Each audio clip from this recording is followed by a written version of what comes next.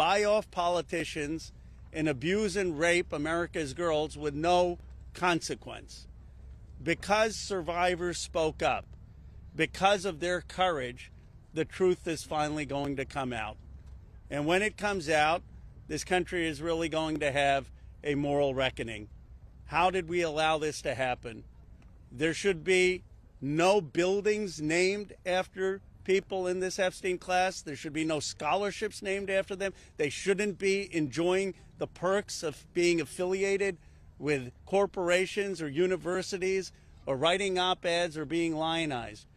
And many of the survivors will tell you some of these people still are celebrated in our society. That's disgusting. There needs to be accountability. I want to recognize first and foremost the survivors. They are the ones who made today possible. Many of you had forgotten about this issue, and frankly, for decades we have not done enough about this issue, and it's only because of their advocacy, them coming here to the Capitol. They showed up here time and again, and on September 3rd, that the country started to pay attention. And I also want to thank the courage of two of my colleagues in particular. Both of them have suffered, as you know, extraordinary political consequences for what they did. One, my colleague, Congressman Thomas Massie. This would not have been possible if he hadn't led the discharge petition that got 218 signatures and is going to force a vote in the House of Representatives. And this would not have certainly been possible if it were not for the courage of Marjorie Taylor Greene. She signed the petition, and I would keep texting Thomas, is she going to drop off? Is she going to drop off? Because there was so much pressure against her, so much attacks against her.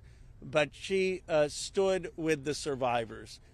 For Thomas or me, this has never been political. This is not about questions of Trump or Biden. This is a question of doing the right thing for survivors. We're going to get a vote today. I expect an overwhelming vote in the House of Representatives, and I don't want the D.C. swamp playing any games. They need to pass this in the Senate, and they should not amend it. President Trump has said he would sign the Epstein Transparency Act. It's going to get overwhelming support in the House. It should go straight to the Senate, and it should be signed. No amendments, no adding loopholes. Justice is long overdue. And I want to hand it over to my colleague, Representative Thomas Massie. I want to start by thanking the survivors. I mean, they're giving everybody hope in this country. There are survivors of other sex crimes in this country wondering if they should come forward. They're clouded with shame and concerned that law enforcement will do nothing. And these survivors have stepped forth, taking that same risk, worried that they will be defamed themselves. They have been defamed for stepping forward. But we're going to get justice for them. That's going to happen today in the People's House. The founders set up our government with 3 branches and 2 branches of Congress. And I don't think it's any coincidence that this fight is being started and it's being won in the House of Representatives. I have people, other survivors of other sex crimes, who come to me and say, thank you. You give me hope. You give us hope. There is hope here. We fought the president, the Attorney General, the FBI Director, the Speaker of the House, and the Vice President to get this win. But they're on our side today, though. So let's give them some credit as well. They are finally on the side of justice. And as Rose said, don't muck it up in the Senate. Don't get too cute. We're all paying attention. If you want to add some additional protections for these survivors, go for it.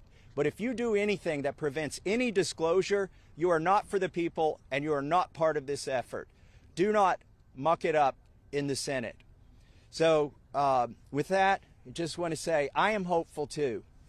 I didn't know that we would succeed when Roe and I started this effort. Most discharge petitions never make it, maybe only 4%. So we had long odds. But we had some brave women on the Republican side. My colleague Marjorie Taylor Greene is one of them who's here with us today. You cannot even imagine the consequences that they have suffered. My colleague Lauren Boebert and my colleague Nancy Mace, they stood so strong. They put their names on a document in here And then they were pressured in ways that you cannot even imagine. And they stood strong. And that's why we're here today. And they didn't take us seriously over at the executive branch or in the Senate, because they always thought they could flip one of these women. They could convince them or cajole them or intimidate them into taking their names off of this petition. But they did not succeed. This is a victory for those women and women all over the country today, and I'm just glad to be a part of it. With that, I want to introduce my colleague, Marjorie Taylor Greene.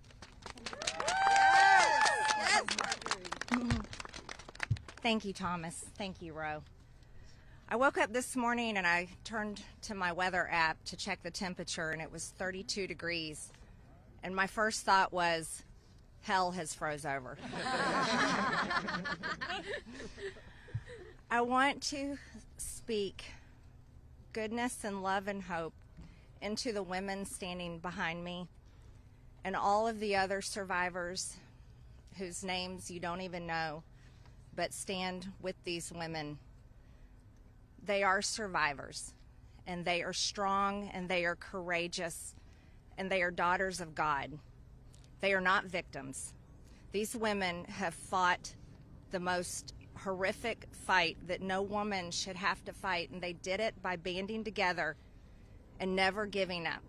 And that's what we did by fighting so hard against the most powerful people in the world, even the President of the United States, in order to make this vote happen today.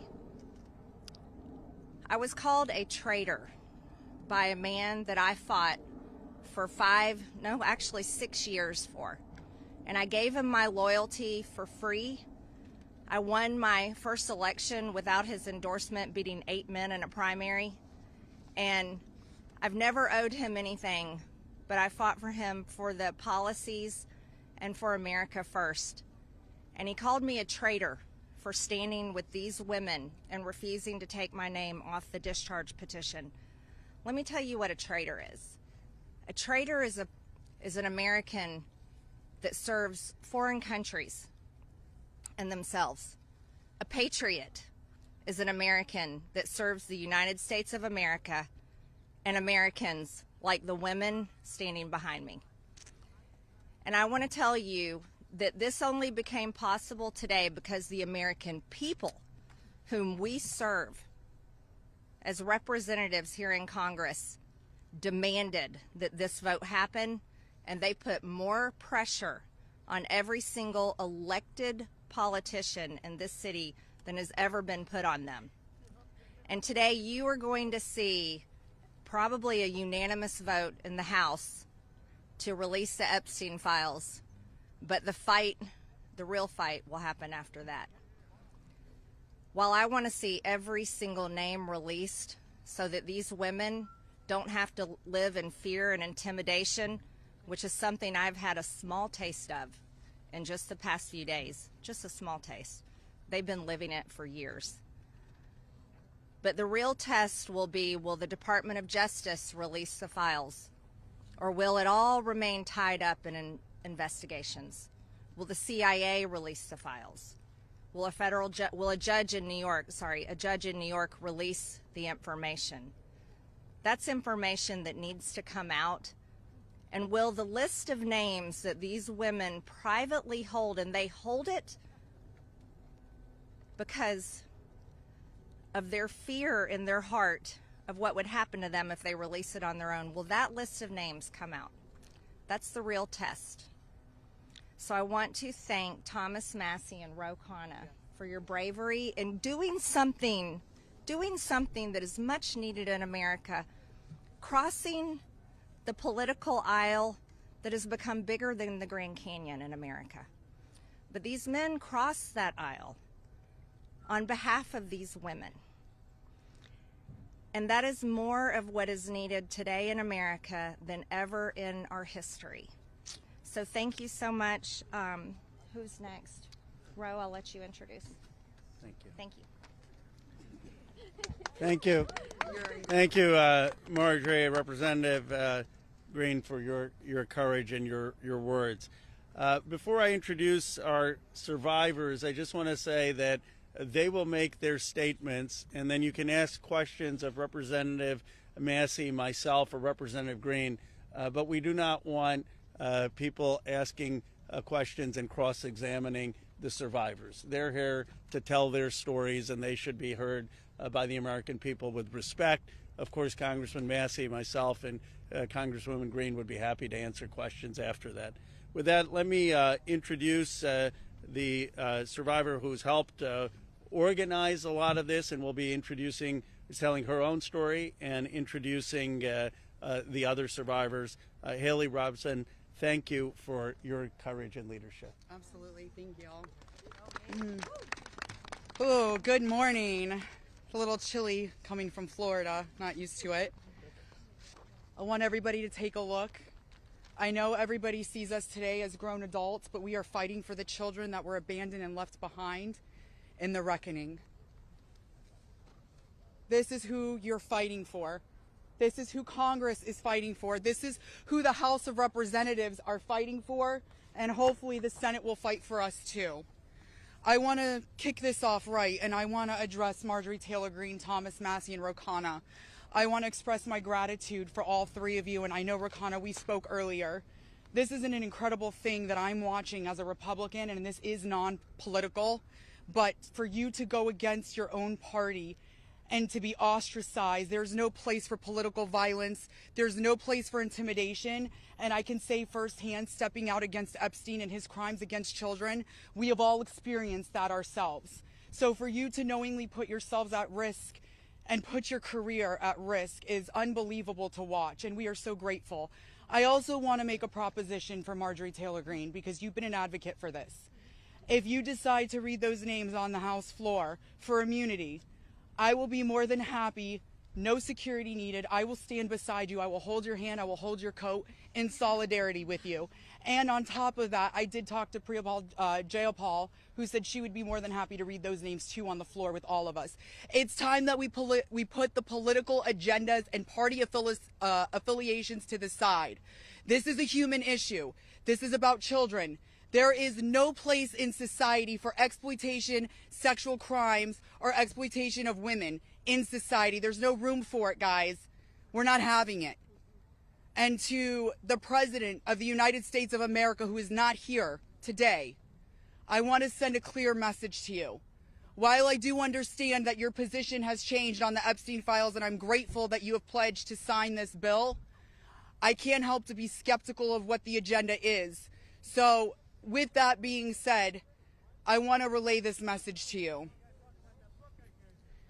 I am traumatized. I am not stupid. I am traumatized. I am not stupid. You have put us through so much stress, the lockdowns, the halt of these procedures that were supposed to have happened 50 days ago. The Adelita Grijalva, who waited to get sworn in, and then get upset when your own party goes against you because what is being done is wrong. It's not right. For your own self-serving purposes, this is America. This is land of the free.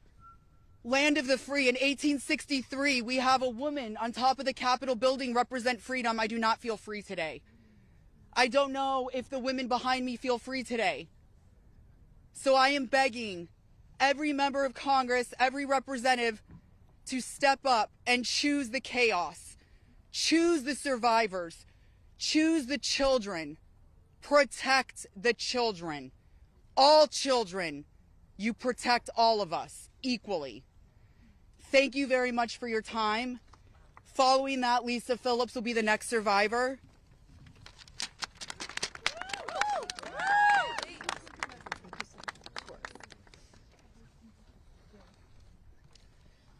Good morning. My name is Lisa Phillips. It's an honor to stand here again for something America is finally united on: the immediate release of the entire Epstein files. In a divided nation, this is one demand we all share. Last time I stood here, I made a promise to all survivors watching. If those in power refused to release the truth, we would start uncovering it ourselves. For anyone who doubted that moment has already arrived. Since that day, More survivors across the country and around the world have reached out. Text, emails, DMs, firsthand accounts, and evidence.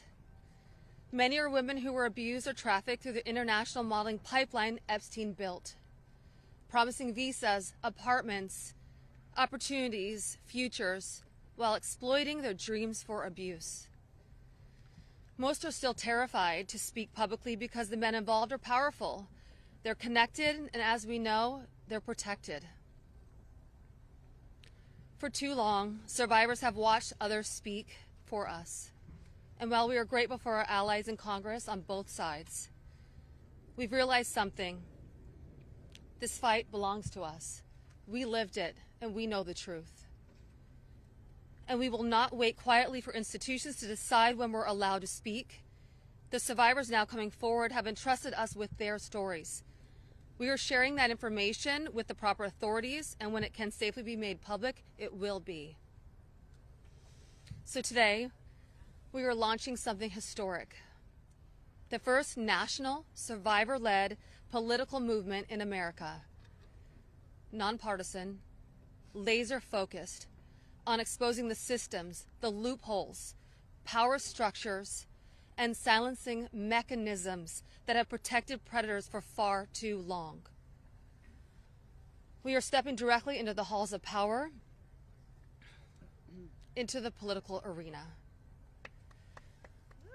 We will help rewrite laws that failed us and build protections for our nation's children together, targeted by sexual exploitation. Together, today, survivors begin our own fight, the survivor revolution. And we intend to change this nation for the better. If you're a survivor who wants to join us, please reach out. And to anyone who benefits from the current system, intentionally or not, remember this. Alone, yes, we are afraid. But together, we are feared. Thank you.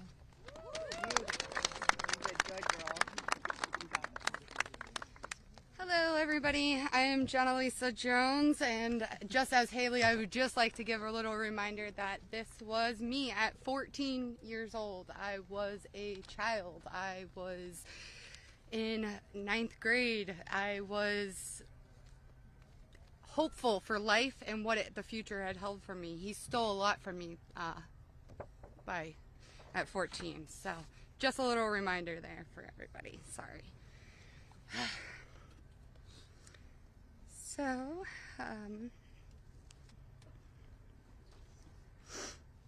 I just want to start out by saying thank you for all of you for being here today. I want to start by expressing my deepest gratitude to the members of Congress who have stood with us, the survivors, in demanding the transparency and justice. Your support is a signal that this institution can still serve the American people. This issue was never one that should have divided us the way it has. In fact, it should have united us. Sexual abuse is not a Republican issue. It is not a Democratic issue. It is not a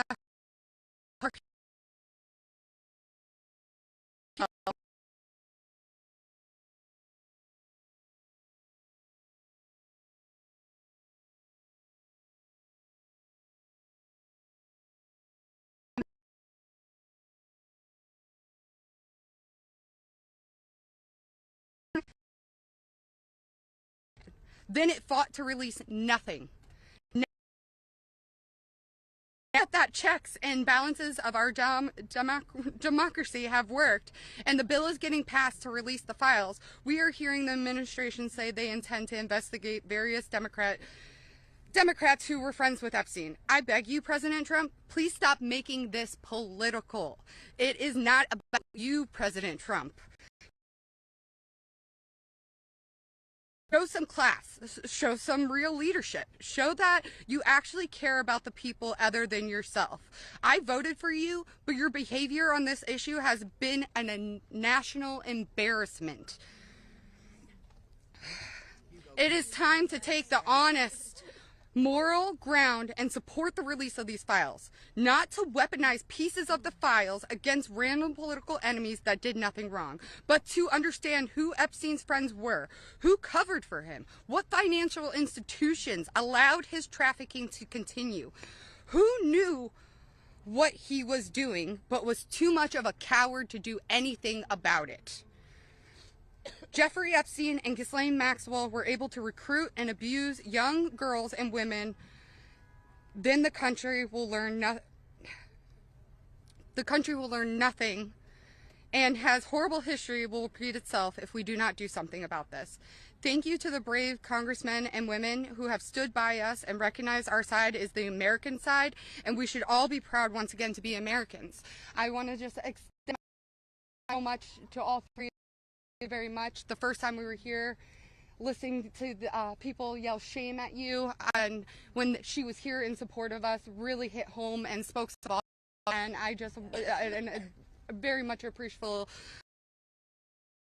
And we stand by you. Don't let any of them bully you. We're here for you. Thank you, guys.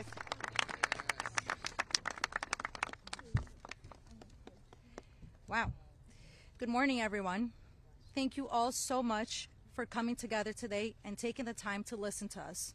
Your presence means the world, and it shows commitment to understanding and supporting survivors and Americans. I stand before you today with a heavy heart. I originated from Brazil, and I came to the United States when I was 8 years old. I was only 14 when I first encountered Jeffrey Epstein, and my daughter is now almost at that age. At 14, the only things she should be concerned with are going to school, practicing at her cheerleading competitions, and enjoying her time with her friends and family. She should not have to bear the burden of worrying about being manipulated or exploited. At this age, she is still a child, and no child should ever have to face such threats. I also want to address a troubling statement made by a prominent figure on a major platform who suggested that a 14-year-old should not be considered a victim of pedophilia. This is a dangerous and incorrect notion. When we talk about how children at 14 should still be treated as children, I ask you to look at the young people around you. Remember when you were that age? Do you think you should have been responsible for being groomed? Put yourselves in our position when we were young. I'm here today not to just share my story, but to call on all of you to help make a difference. We need to support to push for the Transparency Act and release the Epstein files. Please reach out to your Congress members and senators and urge them to support this crucial legislation.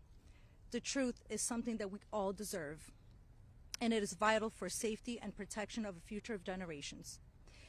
Think about all the young people in your life, your daughters, your nieces, your friends.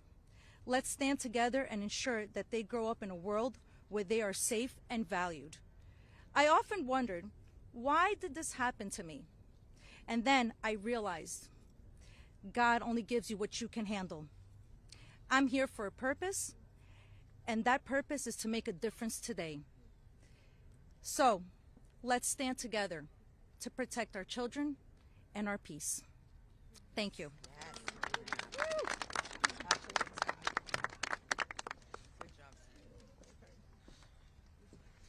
Good morning. I want to say a few things before I begin. My speech may not be great. It was thrown together last minute as I only came here, decided Friday, when one of us, who has spoken several times, decided she couldn't come because of the threats. She was too scared. So I want to say, when you threaten one of us, you're threatening all of us. Yep.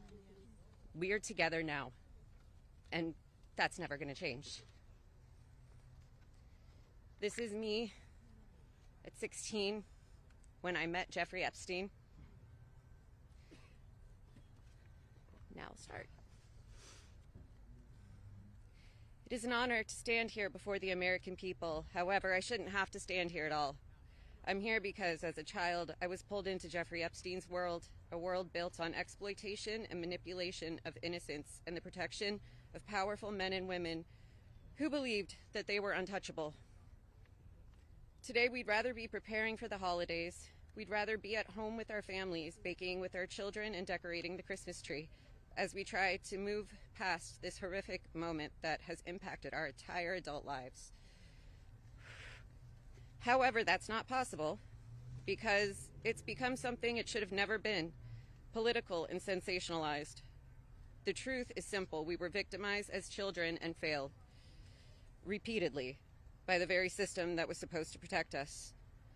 That's why we stand here today, to demand justice and accountability, not just for Epstein and his crimes, but for every predator and every enabler who participates in or protects abusers. The Epstein case was gravely mishandled consistently and deliberately over many years. Epstein could have been stopped decades ago, but instead he was able to continue his abuse, even during his sweetheart deal, yes, with his ankle monitor on and beyond. A deal that protected him and silenced us. While I was a child fighting to survive what happened to us, federal prosecutors were negotiating ways to shield powerful adults.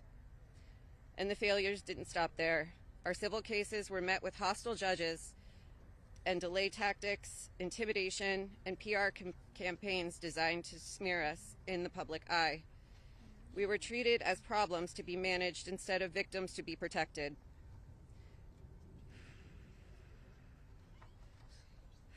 Today, something has changed. Individually, our voices were whispers. Together, they've become impossible to ignore. We are encouraged to see elected officials from both parties, thank you, come together and finally take action to release the files. I'll leave it there. Thank you. Good job. Good morning. My name is Wendy, and I'm standing here today with a truth that still scares me to say out loud. I'm going to put this down because I can't hold both, as you guys saw, but that was me when I was 14 when I met Jeffrey Epstein. None of us here signed up for this political warfare. We never asked to be dragged into battles between people who never protected us in the first place. We are exhausted from surviving the trauma and then surviving the politics that swirl around it. When survivors travel to speak, to advocate, to stand for the truth, we do it with our own money, from our own pockets, carrying our own fear, shaking in our own bodies. There is no team, there is no paycheck. It's just us hoping our voices make a difference. And it puts a pit right in your stomach because you know you're standing on the right side of history. Yes. But standing on the right side of history is not a comfortable place to be. Yep. It never has been. And in a sick, heartbreaking way, it's an honor to show up, an honor to speak here, and an honor to stand in light when the world tried to keep us in the dark. And what keeps me standing is, even with all this fear, I have a 14-year-old daughter myself, the same age I was. And when I look at her, I see the little girl I used to be, the one that no one protected. My greatest fear in this entire world is history repeating itself. And I will do anything, absolutely anything, to make sure that she has to never be one of these girls standing in front of a crowd like this today in her life. So today, from the safest and bravest places inside myself, I am asking Congress, please pass the bill. Please release the records. Stop making survivors fight alone for the truth that should have protected us in the first place. To the representatives that support us, thank you. Thank you for standing beside survivors so we don't have to face this fear alone. Thank you for choosing what is right over what is easy. And every survivor who is scared right now, your fear is real. Your courage is real, and even though we're terrified, we keep showing up. Because someone has to tell the truth. Someone has to protect these children. We deserve safety then, we deserve it now. And we are done being afraid so others can stay comfortable. So with that, I want to say thank you guys for having us. And I just hope that people can remember that As survivors, our story never leaves us, but the choice that you make to pass this bill, your career is in front of you, and that choice will follow you. Everybody will know. So, thank you. Good job. Well said. You're incredible. Hello, everybody. My name is Danny Bensky. This was me at 17 years old.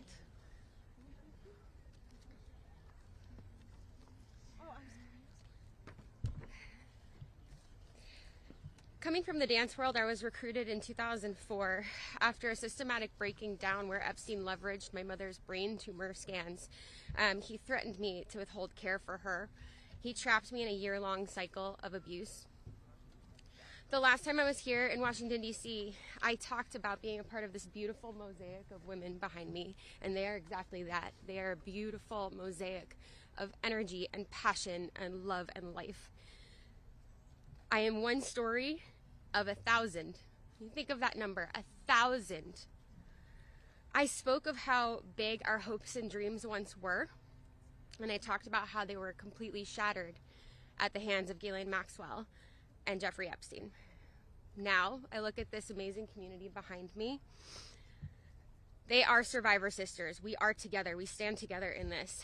And I realize that we are a representation of women across America. We come from different backgrounds. We have different religions. We are different races, different creeds, different ethnicities.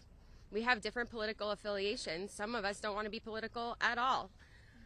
And yet we stand here together for this cause.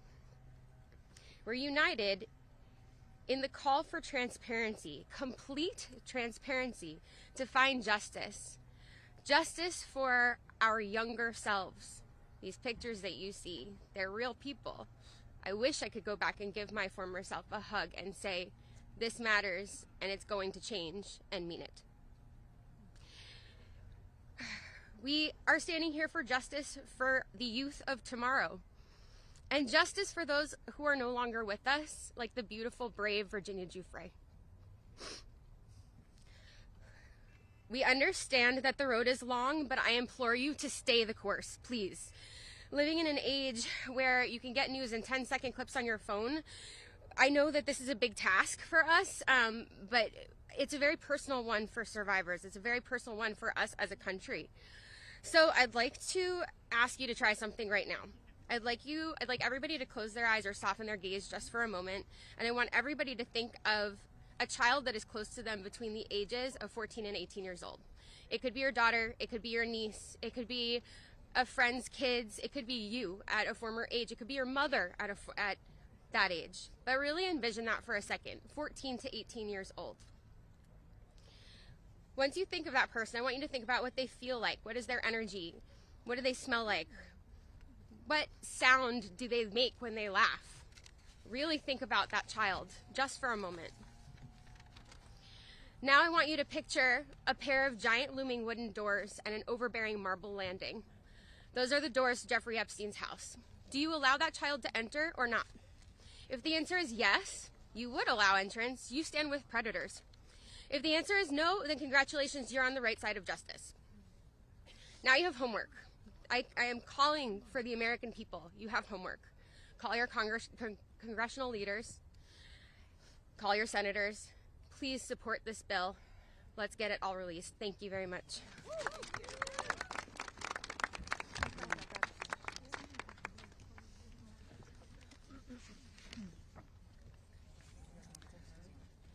Good morning. My name is Annie Farmer, and this is a photo of me and my sister Maria Farmer. Around the time I was 16 and she was 25. That's how old we were when we were abused by Epstein and Maxwell. Survivors have repeatedly stated that our pursuit of transparency and justice is a nonpartisan issue. But given the political noise surrounding this case, I just want to remind people of some of the facts.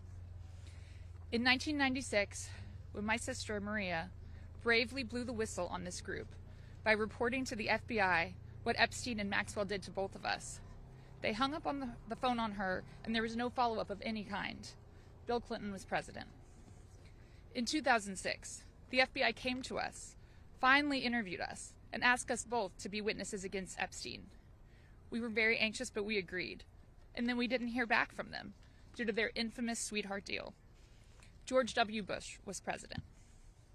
In 2015, when the DOJ was sent FOIA requests for Maria's FBI files, and they were denied, as they have been many times, Barack Obama was president. In 2019, when Epstein died in prison due to either negligence or foul play, Donald Trump was president. In 2023, Maria's attorneys sent a letter on her behalf to the government, requesting an investigation into the repeated law enforcement failures in this case, similar to what was done in the case of Larry Nassar. They declined to do so. Consequently, my sister filed notice that she would be suing the government for failing to uphold its legal, ethical, and moral duties in this case. Joe Biden was president. This year, after campaigning on a pledge to finally release the files, under Trump's second presidency, the DOJ announced they were closing the investigation into Epstein's co-conspirators, and then transferred Ghislaine Maxwell into a prison camp, where it is well documented that she is receiving special treatment. This is not an issue of a few corrupt Democrats or a few corrupt Republicans. This is a case of institutional betrayal. Because these crimes were not properly investigated, so many more girls and women were harmed. My sister, because of her bravery, was repeatedly threatened and lived in fear, with dire consequences for her health and her career. 30 years later, even as oceans of allegations and obvious truths have emerged, the government has still not chosen transparency. This is why we have all come together as one united voice to demand the release of all the Epstein files and to finally bring the truth out of the shadows. Yes. Yes.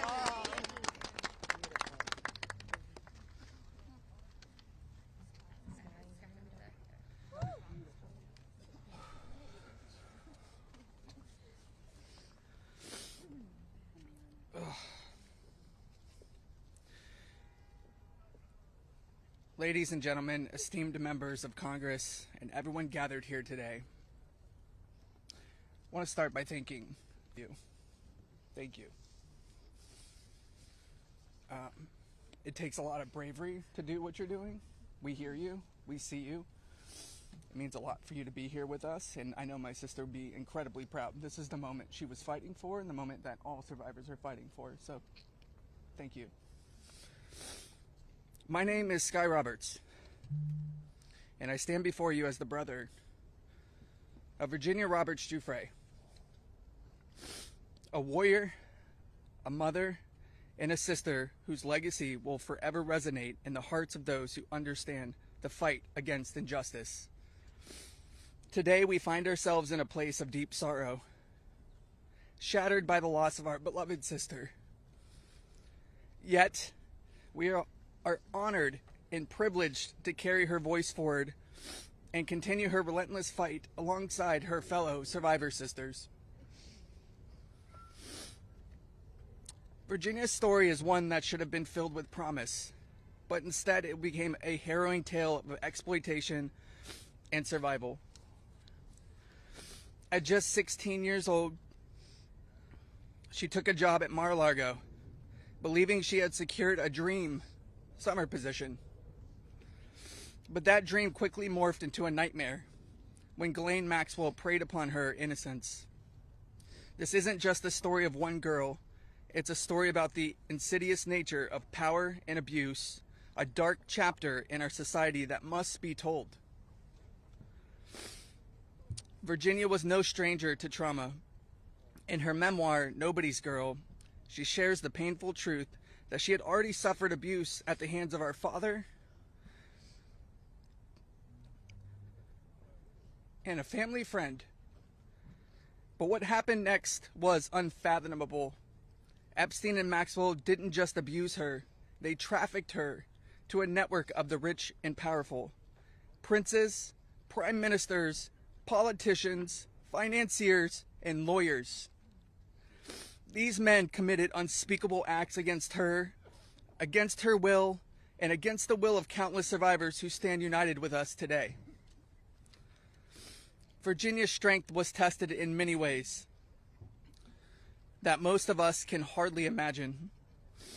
She was manipulated, coerced, and threatened, forced into complicity in her own devastation. She often spoke of psychological scars that ran deeper than the physical ones. From the start, she wrote, "They manipulated me into participating in behaviors that ate away at me, eroding my ability to comprehend reality and preventing me from defending myself. The most destructive wound they inflicted was that of forced complicity, a betrayal of self that was crafted by her abusers. But I stand here today to declare that their tactics of fear and intimidation did not work. Virginia's spirit could not be broken. She became a beacon of hope, a warrior, fighting not just for herself, but for every survivor who suffered in silence. She said, 'I felt it was my duty to stand up to predators like Epstein and Maxwell. I would put my neck on the line to make sure my daughter never has to go through what I had to endure.' These survivors, like Virginia, have transformed into mothers and strong women, fierce in the face of adversity. Many of them have daughters the same age they were when they faced their own abuse. They are determined to break the cycle, to shatter the silence that has kept so many in the shadows. Virginia quoted in her memoir, 'There I was, as the mother of 3 children. I felt it was my duty to stand up to predators like Epstein and Maxwell. I mentioned to Ellie in particular, her daughter, I would put my neck on the line to make sure she never has to go through what I had to go through. I said, joining Edward's CVRA case, what I would want somebody to do for my daughter or sister and friend. In the end, I said, I was just trying to do the right thing. That's what I felt like I'm doing,' I said. 'I'm making a small dent in this big world we live in.'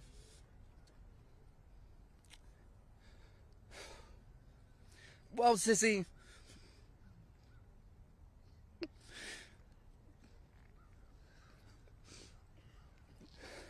you didn't just make a small dent.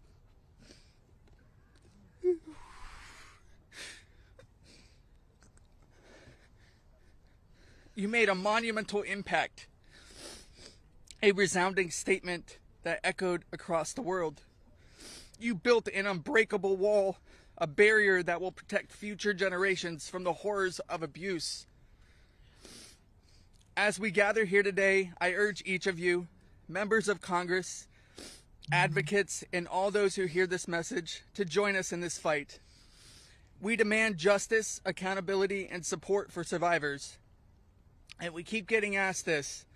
What does justice mean, you ask? It starts with acknowledgement. That's the first step. Acknowledge in the face of survivors that this happened and that this is true. Your vote carries that weight. My sister is not a political tool for you to use. These survivors are not political tools for you to use. These are real stories, real trauma, and it's time for you to stop just talking about it and act. Vote yes.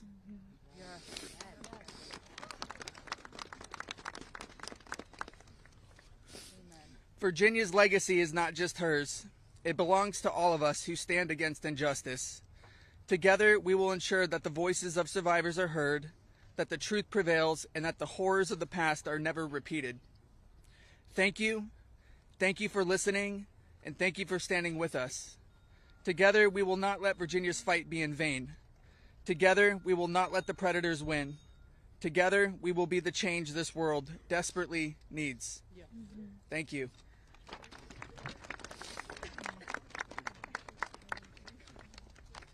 So beautiful.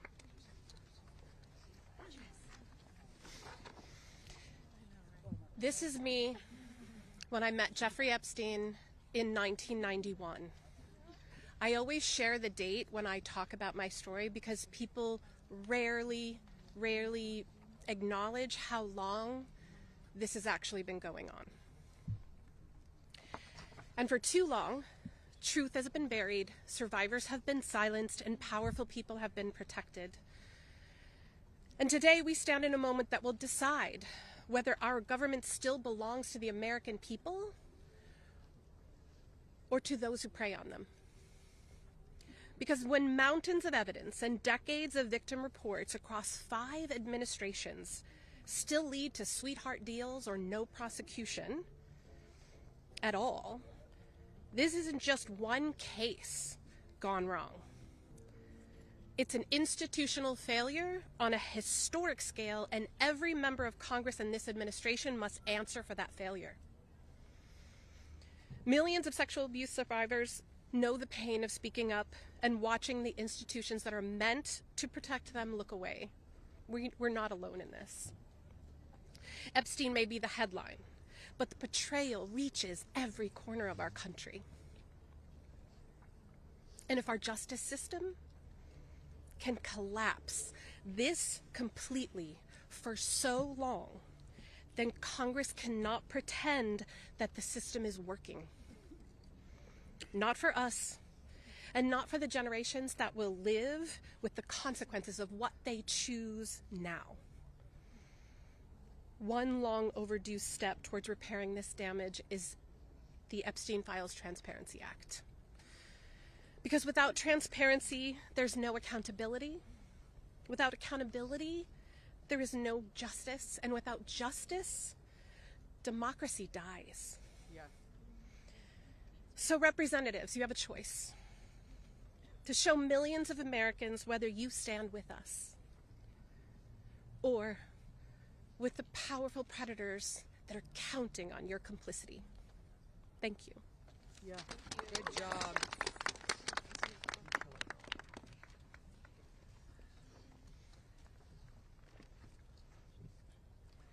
Good morning.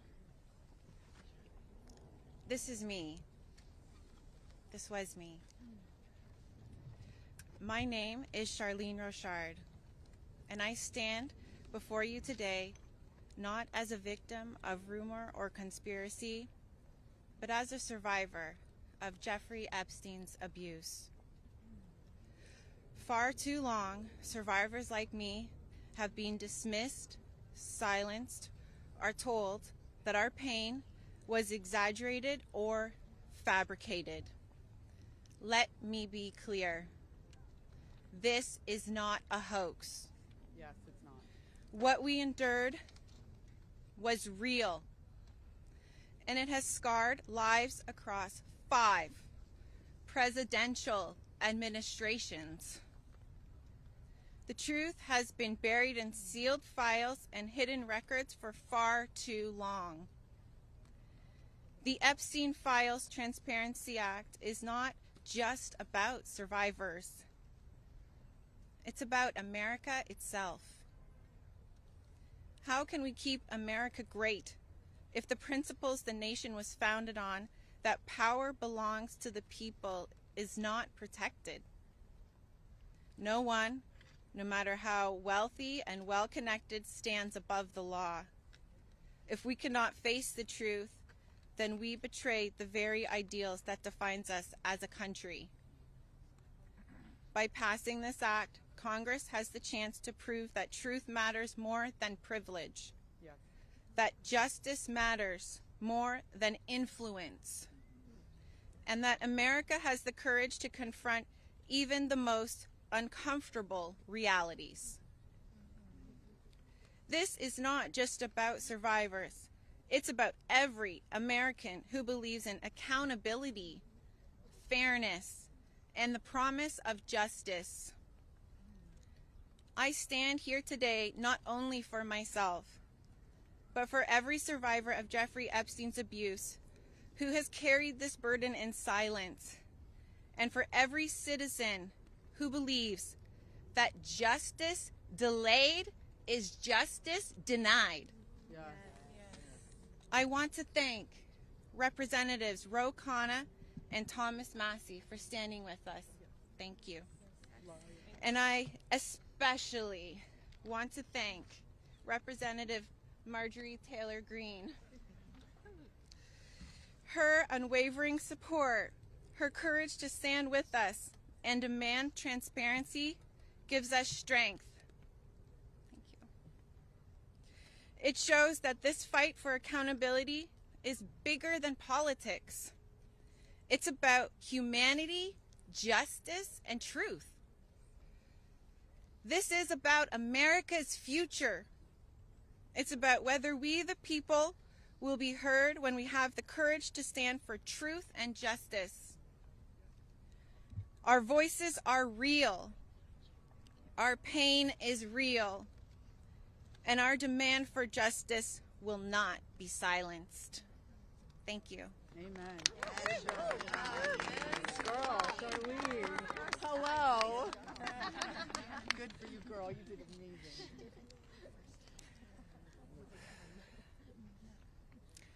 My name is Laura Bloom McGee. This is my first time speaking publicly about my abuse. As a young woman in New York City, I was pursuing a modeling career and building a life of giving back through my philanthropic work. Instead, I was intentionally groomed and became part of an international model sex trafficking ring that was led by Jeffrey Epstein. I was sexually and mentally abused by Jeffrey Epstein. He used my dreams and vulnerabilities to silence me. Today, I am here to break that silence. Sex trafficking and sexual abuse are crimes against human beings, not political talking points. For too long, Epstein's abuse was an open secret, with his network remained protected. Evil thrives in darkness. We must shine a light on every corner where it hides.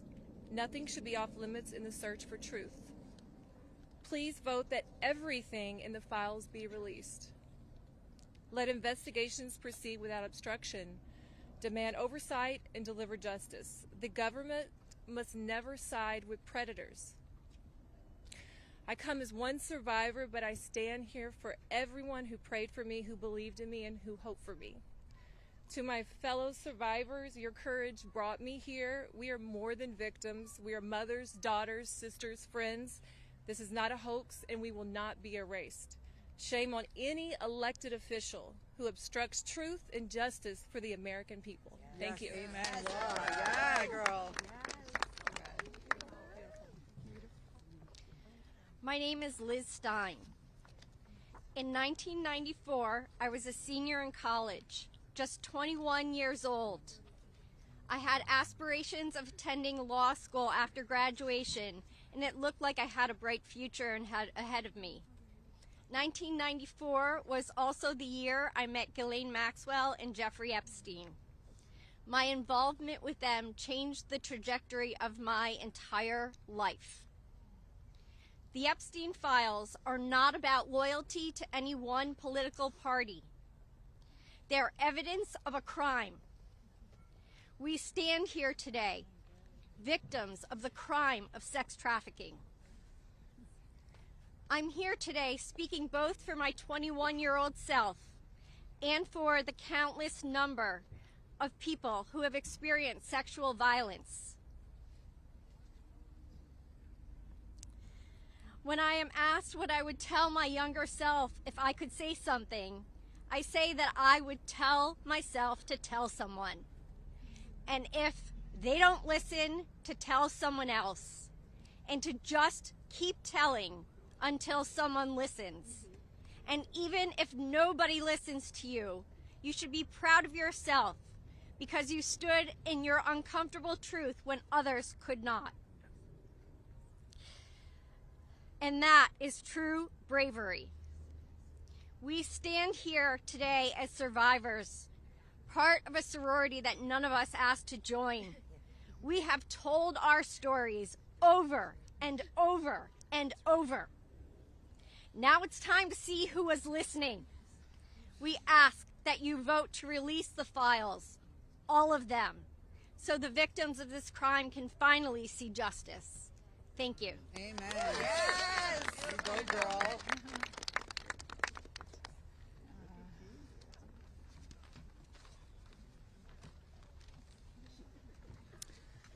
Well, hello, everyone, and I want to first say thank you for your ongoing leadership. I know it must not be easy thing to do, much like it's not easy for us to be doing this, so I guess we're in this together, so thank you so much. I feel like our courage has, we're reflecting, mirroring courage, because that's what it takes to do this, right? So this was me at 22 years old. I was not a child, technically, very young adult. I imagine most of you here can relate to the mindset and to be 22 years old. So today is a good day, and I thank God for that. It's widely and undeniably clear that our current political climate is quite rigid and seemingly at war with one another. This sets a stage for voices, survivor voices, to get spoken over and drowned out by the political darts whizzing by. Not today, though. Today, our truth and our power have steadily risen up. We are at the peak. Our voices prevail today. Our voices initiated the coming together of both political parties. That's pretty big, I think. Republicans and Democrats, we all stand together today. We all stand together for justice, and we must continue to do so to protect the integrity of our country and our democracy. Truth and justice must prevail. The children today are those that will lead this nation one day. Think about that. What does that mean to each of you?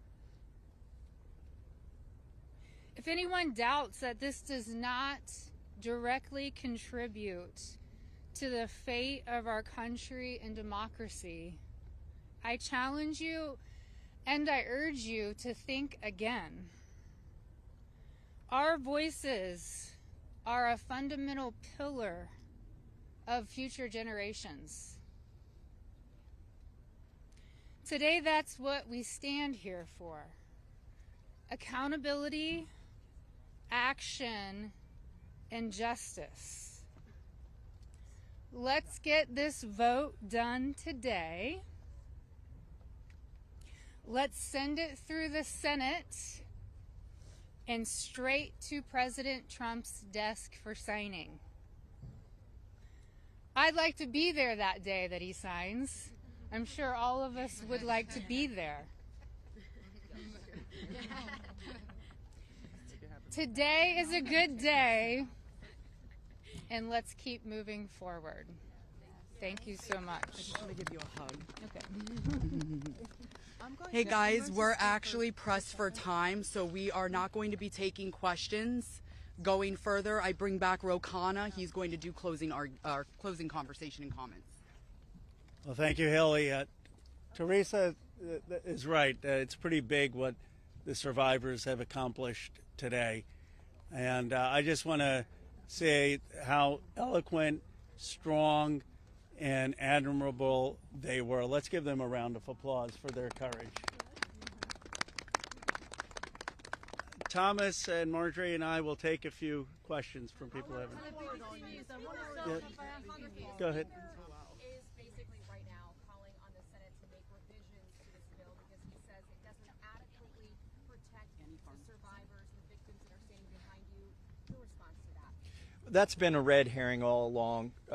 The survivors have always been in favor of this legislation, and there's a provision in there you can read, if he would just read it, that protects them. Now, if he wants to offer more protections in the Senate, that's fine with us, but here's the problem. Now we have to vote on it again in the House. And so, as you heard, justice delayed is justice denied. It could be just another delay tactic. But we want to... Is that what you think? That's the motivation? I think the Speaker wants to save face. He's going to vote for a piece of legislation today that he's disparaged for 4 months. And however he needs to come on board, we want him on board. So we appreciate that. Did you want to? Go ahead. Go ahead.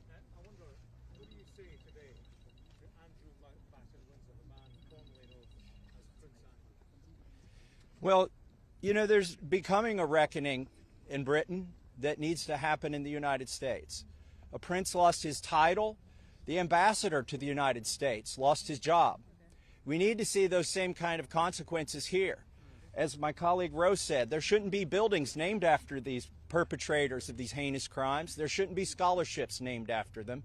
And there needs to be accounting. We've seen tens of thousands of pages released by the Oversight Committee. What we've not seen is a single name.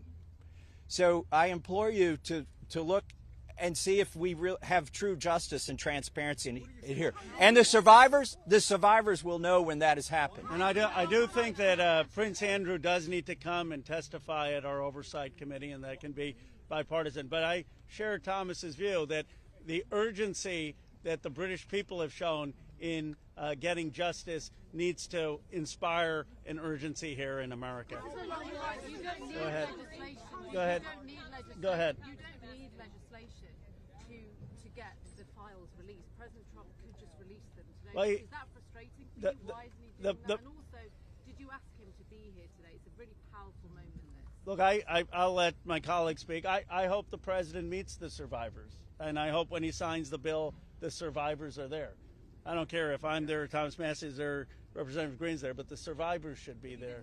But I hope he meets them, because I think if anyone who meets them and sees their emotion will be moved. And my goal is to get justice here. So I hope he will meet them and really hear what's happened and actually take action. But the broader point is, yes, the president could order the Justice Department to release the files, but in a constitutional democracy, what we're supposed to have is Congress says that the files should be released, and then it's not on the whim of any president. Then the Justice Department is compelled to release those files because that's the law of the land. Let's just take a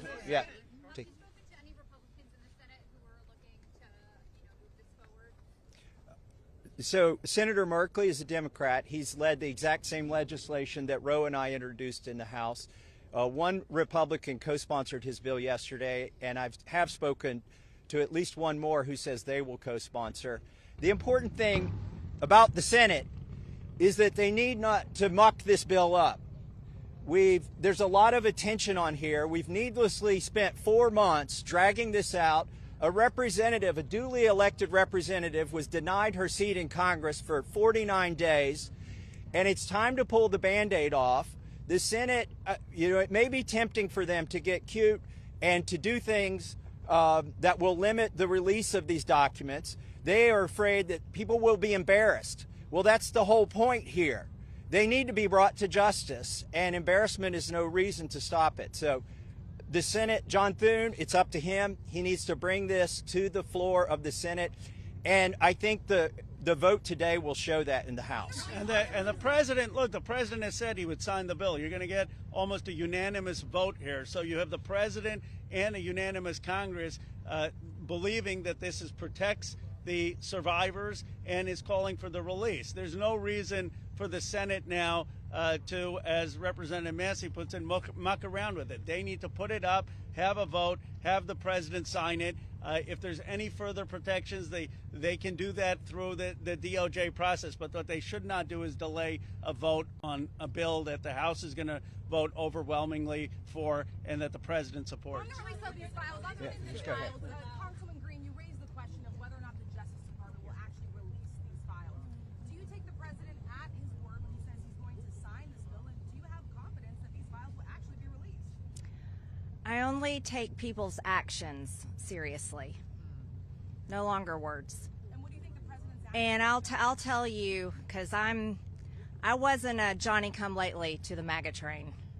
I was day one 2015, and there's a big difference in those Americans and those that decided to support President Trump later on. And I'll tell you right now, this has been one of the most destructive things to MAGA, is watching the man that we supported early on, 3 elections, for people that stood hours, slept in their cars to go to rallies, have fought for truth and transparency, and to hold what we consider a corrupt government accountable.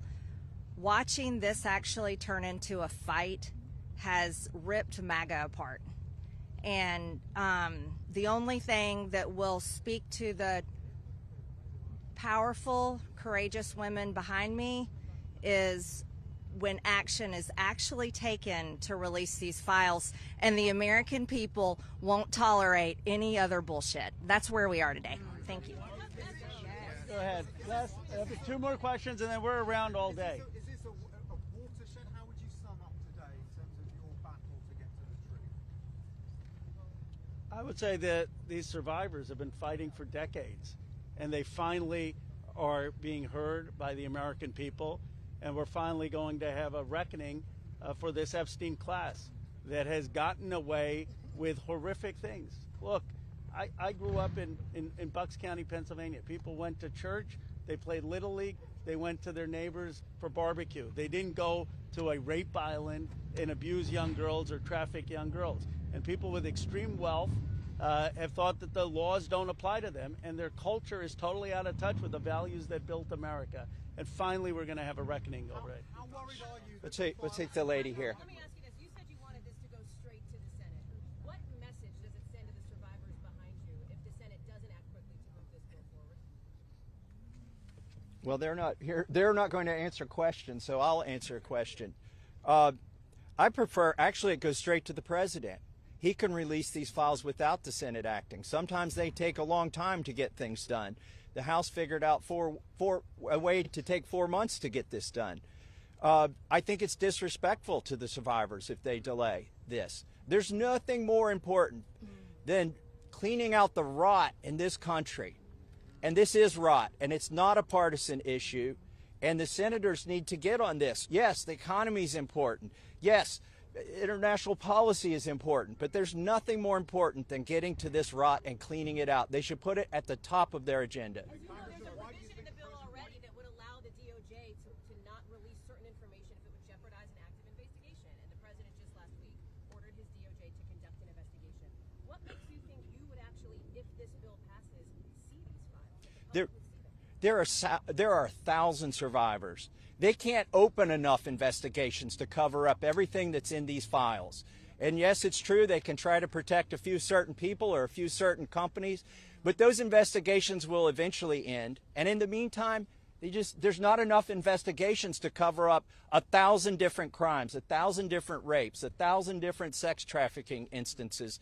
And this is not a moot point, even though they are doing that. And once this bill is signed into law, any career official at the DOJ or the FBI who does not comply with the law is at legal risk. It's no longer just up to the president. Look, we could have passed a simple resolution here in the House, and that would have been the end of it. Instead, we chose a very hard path, which is to get legislation, a law passed, which means it has to go to the House, the Senate, and be presented to the president. And that will have the force of law. They will be breaking the law if they do not release these files. Thank you very much. Last question, and then. Why do you think he has fought so hard? If he could do it now, why hasn't he done it? I believe he's trying to protect friends and donors. And by the way, these aren't necessarily Republicans. Once you get to $1 billion, you transcend parties. You just assume you can pay off whatever party is in charge of the White House, whatever party is in charge of the House of Representatives. And this is about those kinds of people. I think he's been trying to protect them. And I think it also incriminates our own government. This is a complete and total failure of the justice system, as the survivors have witnessed here today to us. It incriminates the FBI. It incriminates our intelligence agencies. It incriminates police departments in West Palm Beach. And that's what has been protected by this, either willfully or unknowingly, and it's time to end it. And I would agree with Representative Marjorie Taylor Greene that what matters now is just the action. I don't speculate on what politicians' motives are or what's in their heart. The point is the American people have spoken, Congress has spoken, release the files. It's time for justice. Thank you very much. Thank you. Yes.